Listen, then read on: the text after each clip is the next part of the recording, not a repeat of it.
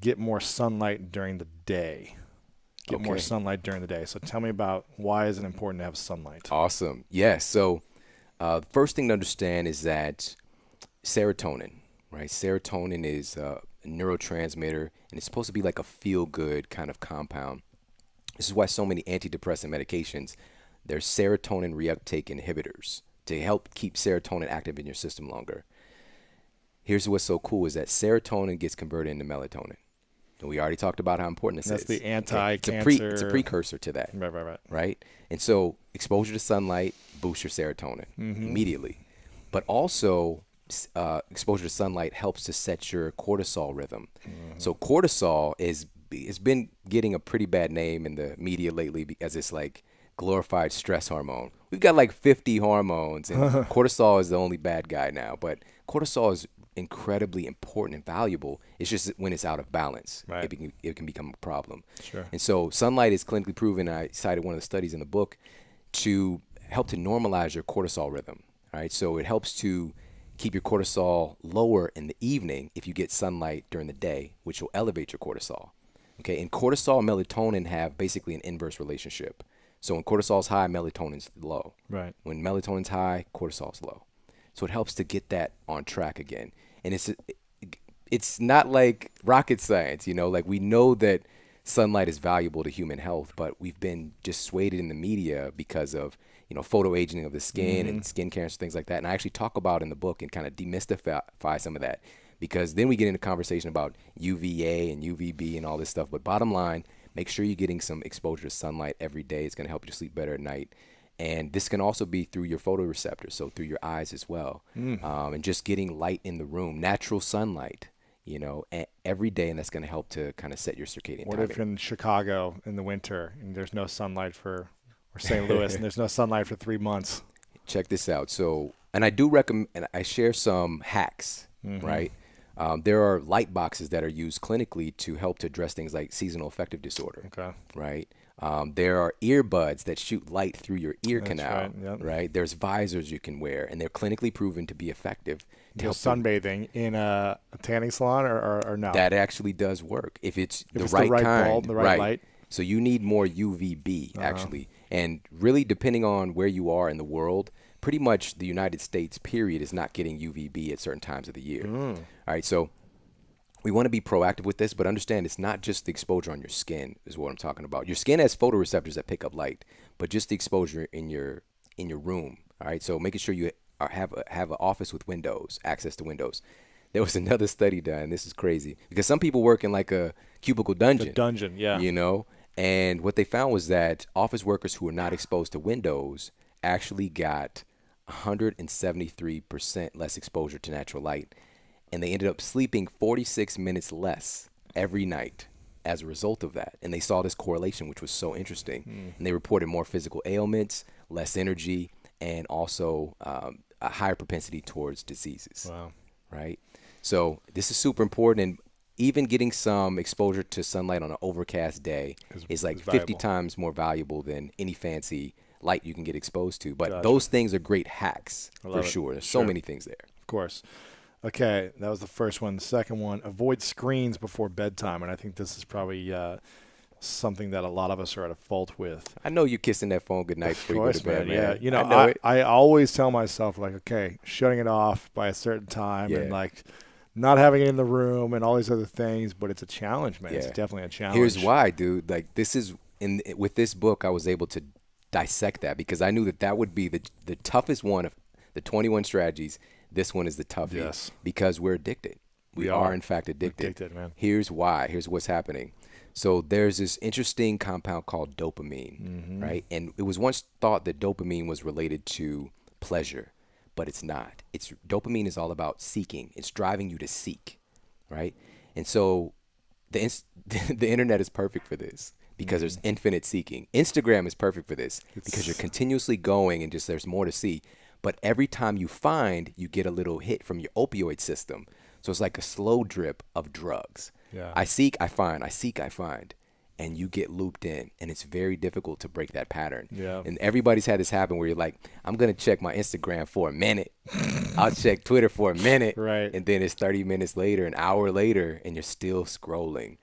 This is what's going on. Like, our brain is hardwired to get addicted to stuff like this. And these awesome social media apps know how to manipulate our mind and to take advantage of that. So this is a call to take your brain back. I'm not saying I love this stuff. I absolutely love it, but it has a place, and it's being more aware. Now that you're aware, you can catch yourself and break the pattern. So here's why it's an issue at night in particular. So there was a study done at Rensselaer Polytechnic that found that just 2 hours of your device usage before bed was enough to suppress melatonin secretion. All right. So again, Wow. you can 2 pass hours out before. just being on it 2 hours before, like that span. And so you can go to sleep or pass out, but that doesn't mean you're getting that rejuvenative sleep. So this is why a lot of people are sleeping 8 hours, but they're still tired when they wake up in the morning. Lethargic. It's because melatonin is suppressed because they're on their device right before bed. And it's this blue spectrum of light that's shooting out, kind of pouring into your optical sensors. What if you can stop that spectrum? Is there Yes. shades? So this is there screen protectors? Yeah. Is there glasses? There's all of those things. So Now, is that okay then if you have the it's Band-Aid a hack. on it? It's a hack. It's not the optimal, but it's the better than. Yes. So absolutely, everybody today can get Flux F.LUX. Sorry, F.LUX, which basically cools off your screen. Pulls off that. Do you have that? Troublesome? Of course. So I've got on my Do you have different. to see what it looks like, or is it just No, like I don't have just a it. film that's like goes over the top? Yeah. of it, or- So it's a cool app. It does this automatically. It's an app. Yeah. So you just download it on your Yes. phone. Oh, I gotta exactly. get this. Okay. Yeah, and it does this automatically based on your time zone. Oh wow. And the time of year, all that stuff. Amazing. So it pulls out that most troublesome spectrum of light. And so Harvard researchers found that it's not just light exposure, it's the color and it's the luminance, it's the strength of the light. Yes. So green light was like 3 times less impactful to your sleep than blue light in their studies. Wow. So cool stuff like that. So Flux, you can get the blue blocking glasses. Yep. Basically, they're like sunglasses. Use those too? With the orange tint. Yeah, I do. Yeah, I've When got you some watch cool TV ones. or something, Yeah, or- yeah. like if you're gonna stay up late and watch a movie a little bit later. Yeah.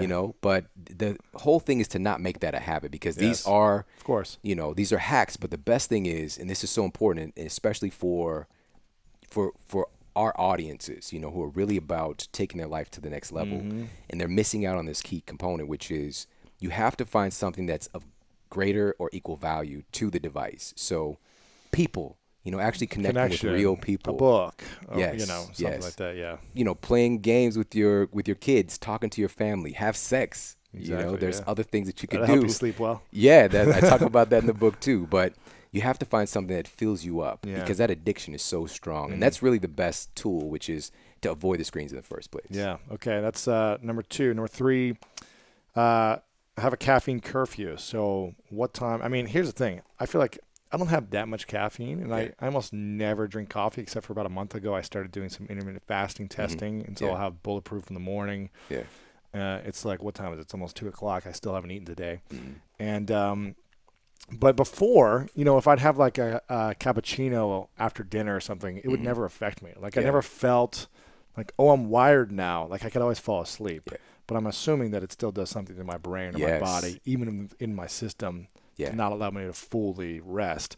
So what is the optimal time how many hours before you sleep should we not have any caffeine? Got it.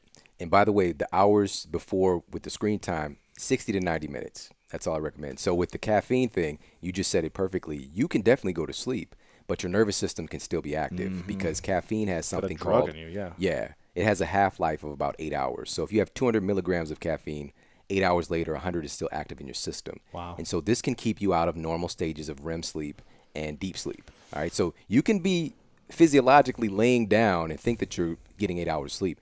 And so this study that was done, they gave people caffeine right before bed, 3 hours before bed, and 6 hours before bed.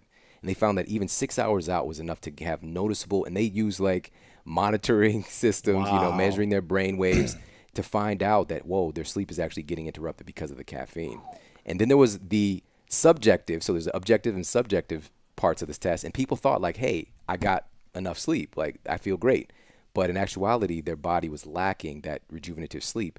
And what that does is you have this false sense of being well rested, and you automatically, unknowingly start using more caffeine at some point during the day because you're going to have more daytime sleepiness. All right. So, and that creates that whole vicious circle with caffeine to keep you going. Sure. Okay. So how many hours before? I recommend, and I'm a fan of caffeine, right? Just do it in the morning. Do it in the early part of the day. It depends on how sensitive you are. Before by noon. the way, too. Yeah, before General noon rule of thumb. would be ideal. You know, Okay, but cool. some people are hypersensitive to caffeine. Yes, of Everybody's course. metabolism is It's different. different. Some people might need to lay off of it completely, but that's a whole nother book of how to make Sure, that happen. sure. Okay. So no caffeine afternoon. This is my fourth one that I see here that I like. This is one of my favorites that I was doing that I needed before I learned about this power and the importance of sleep, and that's be cool. Yes. And I remember growing up in Ohio, my dad, we did not have air conditioning in our house. And my dad was just like, well, I don't want to spend the money on this, and it's only 2 months in the summer where you got to deal with it. But St. Louis is the same as Ohio. Yes. And, man, it was miserable because my language, I man. couldn't wear sheets or anything. I'd just be laying there sweating with the fan on, and my dad would make me turn the fan down because he didn't want me to get whatever. I don't know. And Right. so it was just misery, and I couldn't sleep. I'm up all night, and I wish my dad would have read this book then so he'd understand the importance of being cool. But what does it mean to be cool? What's the optimal coolness that you should be in, or does it matter? Yeah, absolutely, man. And my story is very similar with yours. My bedroom was upstairs at The our top house. of the freaking house. And, man. heat rises, Oh, it's the coolness worst. drops. It's the worst. So this is why our basements tend to be cooler. Yeah. Upstairs, I would literally see those heat waves. Oh, my gosh, Walking it's up there, miserable. 100-degree St. Louis weather. And so I would spray myself with a water bottle and then lay there It's butt misery. naked and hope my brother doesn't come in the room, Yeah. when I'm trying to sleep. But yeah, man, it's not good sleep. No. And so this is really simple. Your body goes through a process. It's something called thermal regulation. And it does this every night. And we'll just say around 9 p.m. average. It does this process to lower your core body temperature to create the ideal environment for deep sleep. Yeah. All right. Your body cools you off to sleep better. Right. So you want to support it and not work against it. So here's some simple tips, and it's going to sound a little frosty to some people, but ideally your room temperature is going to be, and this is according to research, what experts say, 62 degrees to 68 degrees Wow. for sleeping, all right? And some people are like, 62. no way. Like my wife she's from Kenya. So Wow. hot climate, no, she's not having that. So I find a happy medium, So you're at the top. You're at 68, 69, like right? 69, Yeah.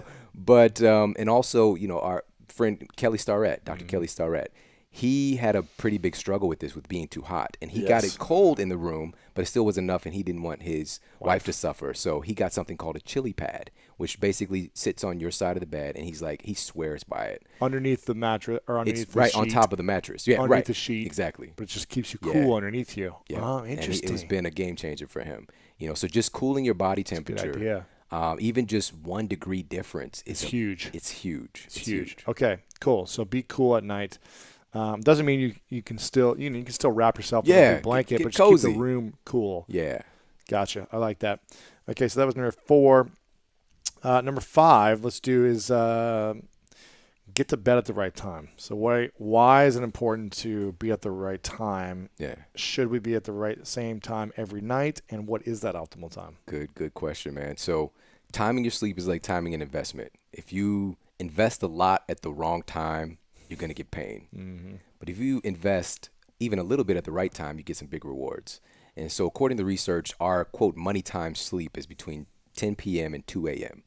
And why that is that this is when you're going to get your greatest increase of melatonin, which is going to help you to go through your normal sleep cycle, and the greatest secretion of things like human growth hormone as well. So more recovery, more anabolic growth and development. Between 10 and 2 a.m. That's right. Yeah. is when you should be going to sleep, or that's when you get That's your when, optimal sleep. Right. If you can get some sleep in that window, and some experts say that it's like twice as much value per hour. Wow. Right. So So if you go to bed at 9:30, 9:45, yeah. and you're asleep in that window that whole time, that's the optimal time. Yeah, essentially. and people will notice this when they tend to get to bed a little bit earlier. It's just like, wow, I slept really great. Right. I see your face. You're like, yeah, when that know, happens, you know. but it rarely happens. And so that's the kind of money time window. But it's not about being perfect. If this doesn't fit your lifestyle, stack the other conditions, do the other things. Yes. Because the timing does matter, because your body's wired up to work with nature. Yeah. And only recently can we basically manufacture a second daytime. And Right. our systems, our genes are expecting a night cycle for us to get cozy, to get sleep. but we can throw on the, do the laptop lap dance all night long today, watch YouTube videos and Netflix and be on our social media.